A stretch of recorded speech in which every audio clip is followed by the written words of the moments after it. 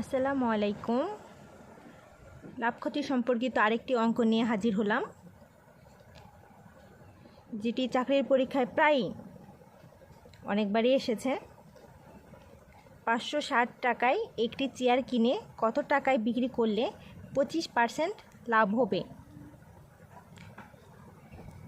এটি এই সূত্রের সাহায্যে আমরা খুব সহজেই করে ফেলতে পারি। টাকা গুণিত 100 প্লাস মাইনাস লাভ বা ক্ষতি ডিভাইডেড বাই 100 করি। কত টাকা বলেছে? 560 টাকা গুণিত সূত্রের 100,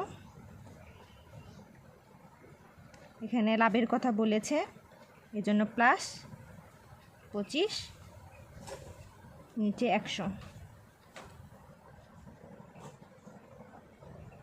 560 গুণিত 125 100।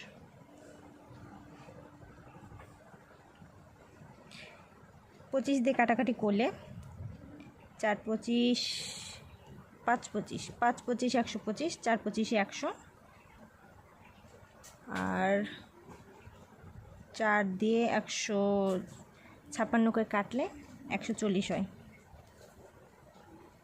আর এটা গুণ করলে হয় 5 14 70 আর 0 700।